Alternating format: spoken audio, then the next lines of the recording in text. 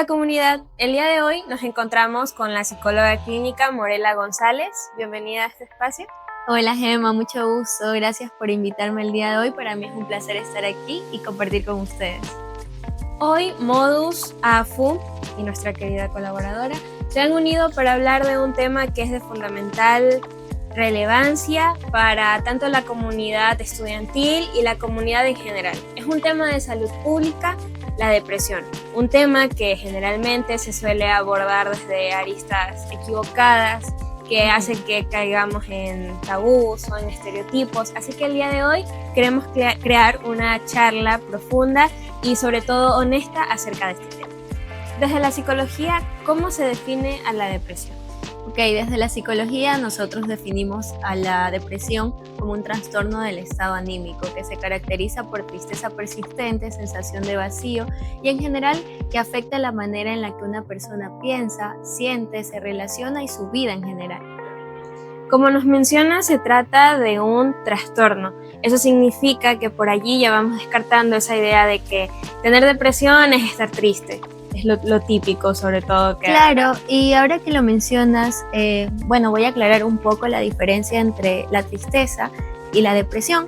La tristeza es una emoción natural, casi siempre es causal, es decir, que surge a partir de una circunstancia en específico y que desaparece con el pasar del tiempo, ¿ok? En cambio, la depresión, como lo mencioné, es un trastorno del estado anímico. ¿Qué quiere decir esto? Que se mantiene a lo largo del tiempo. Puede durar semanas, puede durar seis más meses y no va a desaparecer. Al contrario, la intensidad se va a mantener. ¿Cómo nosotros identificaríamos cuando se trata de un episodio depresivo, tal vez, a diferencia de que solo la estemos pasando mal? ¿Cuáles son esos puntos? En el Ecuador nosotros utilizamos dos manuales diagnósticos, que son el DSM-5-TR y el CIE-11. En ambos manuales se manifiestan los síntomas que debe tener esta persona o que debe cumplir esta persona para poder ser diagnosticada. Entonces, específicamente los síntomas que debe cumplir es que el estado de tristeza debe de ser permanente y debe de ser constante, debe durar más o menos 2 semanas o más, y debe cumplir con sensación de vacío, tristeza persistente y también debe estar afectando una o más áreas de su vida para poder ser diagnosticado. Claro, y en ese aspecto, ¿cómo el entorno, ya sea la familia, el tema de los amigos, cómo esto influye a que este trastorno o pues siga o tal vez, no sé, sea como un refugio o como... Aunque creo que eso también tiene mucho que ver con la capacidad que cada persona tenga de buscar ayuda. Creo que eso también igual lo abordaremos ya. Claro que sí. Bueno, muchas de las preguntas que me hacen los familiares y los amigos cuando una persona está en un estado o en un episodio depresivo es ¿cómo pueden ayudarlo? Y la respuesta es simple, estando. ¿Cómo estás? Escuchando sin juzgar, validando sus emociones, motivándolo sin presionar.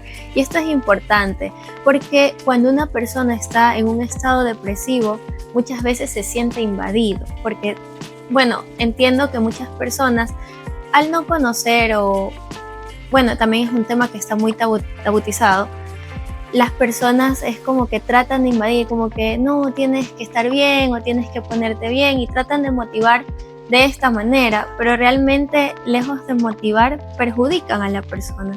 Entonces motivar sin invadir su espacio, motivarlo a buscar ayuda, motivarlo a seguir adelante, estando presente, acompañándolo, escuchándolo y esta es una manera en la que nuestras redes de apoyo nos pueden ayudar. ¿Cómo haríamos para que se construyan buenas redes de apoyo? Porque como lo menciona, precisamente creo que eso es lo que ocurre cuando uno se siente invadido y sobre todo la culpabilidad. Dentro de este cuadro depresivo, ¿cómo desde la psicología se ve eso? De cuando uno atraviesa ese tipo de episodios, la culpabilidad a uno lo aturde, porque precisamente escucha él, no, es que tienes que estar bien, o no tienes razones para estar mal, y a veces es algo que no puedes controlar, simplemente sucede. Entonces, ¿cómo haríamos? Bueno, yo creo que lo principal en estos casos es estar consciente de que estamos atravesando un problema, ¿ok? Y buscar ayuda. Sé que muchas veces buscar ayuda es difícil reconocer también para muchas personas cuando la necesitamos, pero yo creo que hay 3 puntos básicos para reconocer que realmente es el momento preciso para acudir a un psicólogo, que es cuando nos dura mucho tiempo la tristeza, ¿ok? Cuando empieza a afectar áreas de nuestra vida como el trabajo, los estudios, nuestras relaciones interpersonales, y también cuando esta tristeza nos hace sentir que ya no podemos más. O sea, empezamos a tener un poco de decaimiento en torno a nuestra vida, cómo la vivimos, muchos cuestionamientos más bien. Entonces yo creo que este es el punto exacto donde una persona debe buscar ayuda y decir, ok, no estoy bien. Y estar mal no está mal. O sea, es reconocer que necesitas ayuda, que estás haciendo algo por ti. También es autocuidado buscar ayuda. Claro, y reconocer que como seres humanos siempre va a haber fragilidad y sensibilidad de nosotros. Claro, es parte de, es una emoción natural, ¿ok? Y bueno, partiendo desde allí, desde la gestión de la salud pública, sobre todo en campañas de socialización de este tema, creo que falta bastante, sobre todo en nuestro país, porque recién en los últimos años se está abordando este tema, ya no solo verlo como, aunque sigue siendo difícil, sobre todo en las familias, sí, abordar el tema de la depresión, de que no, es que solo es nuestra generación la que se cansa, la que cualquier cosa y ya está mal. Pero, ¿qué estrategias usted propondría para que haya mucha más visibilización de este tema? Porque como nos menciona, ya no solo afecta a uno como individuo, sino que en tu desempeño en las actividades diarias. Desde si eres estudiante, tus actividades en el colegio, en la universidad, si es en el trabajo. Y obviamente en el trabajo no vas a decir con un certificado, ay no, es que estoy en un episodio depresivo. Eso también ocurre bastante. Y allí es cuando hay como este dilema entre ok, ¿la depresión debe ser considerada una enfermedad o no? Ok, sí, la depresión es una enfermedad y es un problema real. Es un trastorno del estado anímico que a la persona afecta en todos los ámbitos de su vida. O sea, se desconecta completamente. Entonces, mencionaste algo curioso, que es que muchas veces no es tomada como una enfermedad como tal y que en muchos trabajos o muchos centros de estudio no la reconocen, y es como que no puedes sufrir un trastorno depresivo y por eso faltar a la universidad o por eso faltar al trabajo, porque no lo toman en serio.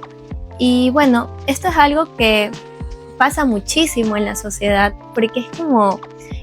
Creo que es un tema que está, a pesar de que últimamente ha tenido bastante apogeo, también es un tema que todavía está muy tabutizado, más que todos los problemas relacionados al estado emocional. Entonces, creo que una buena estrategia sería seguir promoviendo este tipo de información acerca de la depresión, de la ansiedad y de otros trastornos del estado anímico. ¿Por qué? Porque, bueno, si bien actualmente aún es un poco estigmatizado el sufrir depresión, ya lo es menos que antes, y esto se debe a la promoción que se le ha hecho. Entonces, seguir informando, seguir que sigan habiendo este tipo de lugares, de situaciones en los que se hable de esto y que se entienda que es normal, que a todos nos puede pasar y que no es que la depresión es una debilidad, sino que todos estamos expuestos a desarrollar un cuadro depresivo en algún momento y es completamente normal. Hay muchos factores que influyen, de hecho la depresión es multifactorial ¿Qué quiere decir esto? Que hay varios factores que nos pueden predisponer a desarrollar un cuadro depresivo. Entre ellos tenemos la historia personal, la historia emocional, la exposición a traumas tempranos, tenemos la exposición al estrés. ¿Cuántos no estamos expuestos al estrés en los estudios, en el trabajo? Hay muchísimas cosas que nos generan estrés. Entonces, al ser multifactorial, entendemos que no es una debilidad. Es la interacción de situaciones tanto externas como internas de la persona. En lo que tiene que ver con la difusión de información, justamente usted cuenta con una página.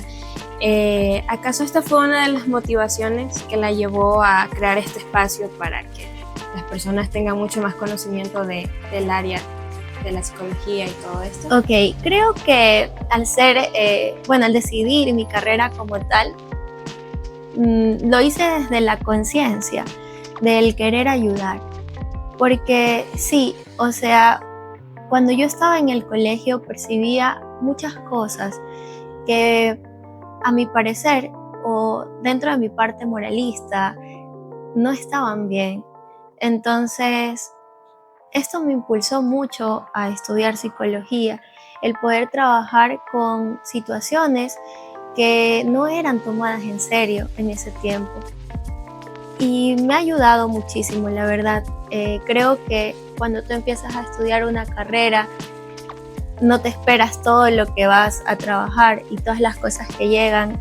Hay muchos casos, muchos pacientes y situaciones que realmente son muy difíciles.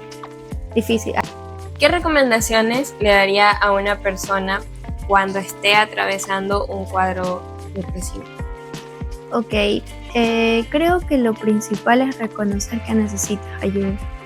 Y creo que esa es la parte que más cuesta. El poner de tu parte para que un tratamiento funcione, porque un psicólogo hace el 25% del trabajo y el otro 75% depende de ti como paciente. Porque yo te veo una vez a la semana, si acaso 2, ¿ok? Y te veo 1 hora. Entonces yo te puedo tratar y te puedo dar las herramientas dentro del consultorio, pero depende de ti como paciente aplicarlas. Entonces yo no puedo andar detrás de mis pacientes diciéndole tienes que hacer esto, tienes que hacerlo de acá. Yo lo intento porque sé que muchas veces como humanos nos cuesta establecer rutinas. Entonces yo trato de motivar a mis pacientes escribiéndole, pero yo creo que lo principal también es poner de tu parte, porque un tratamiento psicológico, no importa con qué psicólogo vayas, no importa lo que pagues, si tú no estás dispuesto a cambiar una realidad que a ti te está afectando, ningún tratamiento va a funcionar. Entonces, tratar de poner todo de ti. Cuando hablábamos en la red de apoyo, ese fue un consejo para una persona que esté viviendo el episodio depresivo. ¿Cuál sería el consejo para las personas desde su papel como familia, desde su papel como amigo, más allá del acompañamiento, como usted nos indicaba, que no sea invasivo? ¿Qué otras estrategias mucho más puntuales se pueden aplicar? Sobre todo que sepamos cómo identificar cuando una persona está atravesando este tipo de eventos, porque es complejo y sobre todo que hay que ir con cuidado, no puedes ir de una. Creo que cuando tú conoces a una persona, cuando esta persona está atravesando un estado anímico bajo, tú lo reconoces así, es instantáneo. ¿Por qué? Porque quizás tú notes que es una persona que normalmente es alegre y la empiezas a ver alejada. La tristeza, tú notas que está en un cuadro de tristeza persistente, tiene cambios anímicos bruscos, empieza quizás a presentar un poco de agresividad o se aísla del círculo social que mantiene normalmente. Entonces, también empiezas a notar que esta persona empieza a hacer comentarios de desánimo hacia la vida, como de, ay, no sé por qué estoy vivo, o no le encuentro sentido, no sé qué hacer, o este tipo de cosas. Entonces, creo que ahí es importante que tú como amigo estés presente, o como familia estés presente y le hagas sentir ese apoyo, y lo motives a buscar ayuda sin invadirlo. Todo esto lo hemos hablado desde la parte emocional, la parte de la psique, Pero, ¿qué ocurre a nivel físico de nuestro cuerpo? ¿La depresión también tiene manifestaciones físicas, ya sea, no sé, la falta de apetito o algo? Claro que sí, la depresión nos puede afectar en nuestro sueño. Muchas personas llegan a manifestar insomnio. ¿Existe algún factor biológico que ayude a desarrollar la depresión? De hecho, es muy curioso que me preguntes esto porque la depresión puede variar mucho conforme al género, ¿ok? Las mujeres somos más propensas por factores biológicos y hormonales a desarrollar trastornos del estado anímico, es decir, estamos más predispuestos, muy por el contrario de los hombres, pero nosotros tenemos más tolerancia al dolor, ¿qué quiere decir? Que nosotros sabemos lidiar mejor con los problemas emocionales. También es que las mujeres desarrollamos una comunicación mucho más asertiva. Nosotras tenemos mayor inclinación a comunicarnos, muy por el contrario de los hombres. Entonces, si bien sí, nosotras estamos más predispuestas a desarrollar un trastorno del estado anímico, los hombres, muy por el contrario, al tener menor tolerancia al dolor, el pasar por un trastorno depresivo o un trastorno del estado anímico para ellos suele ser mucho más invivible, por así decirlo. Puede ser como un sinónimo de derrota también. Sí, es como las enfermedades físicas. Una mujer, al tener mayor tolerancia al dolor, es como que se enferma, pero su vida continúa, o sea, puede desarrollar actividades, muy por el contrario de lo que muchas veces vemos en los hombres, que es como que le da una gripe y se mueren. Ya, básicamente esto también pasa a nivel mental. Las mujeres tenemos mayor tolerancia a este tipo de dolor emocional. ¿Por qué? Porque nosotros lo hablamos, buscamos ayuda mayormente. En cambio, los hombres, ¿qué hacen? Normalmente callan. Entonces el dolor se vuelve invivible. ¿Cuáles son las manifestaciones físicas en las que la depresión nos puede afectar? Ok, la depresión puede afectar nuestro sueño, nos puede dar insomnio o hiperinsomnio, que es cuando queremos pasar durmiendo. Todos conocemos el significado de la palabra insomnio, pero el hipersomnio es cuando queremos seguir durmiendo, que esto pasa muy comúnmente en los cuadros depresivos. También puede afectar nuestro apetito. Nos puede aumentar el apetito para quizás un mecanismo de defensa de poder afrontar esa tristeza, o nos puede quitar el apetito. Entonces sí, nos afecta a nivel físico. Esto se conoce como somatización. Gracias por su intervención. Hoy día hemos aprendido cómo la depresión va mucho más allá del espectro emocional, también tiene estas afectaciones físicas y sobre todo la importancia de tener este tipo de conversaciones en las que tal vez si alguien ve este video y está atravesando por una situación, puede ayudarle a reconocer lo que está atravesando y lo que usted nos ha estado repitiendo una y otra vez, el hecho de pedir ayuda. Así que nos gustaría finalizar con un mensaje para la comunidad, sobre todo la comunidad estudiantil. ¿Qué mensaje nos tiene?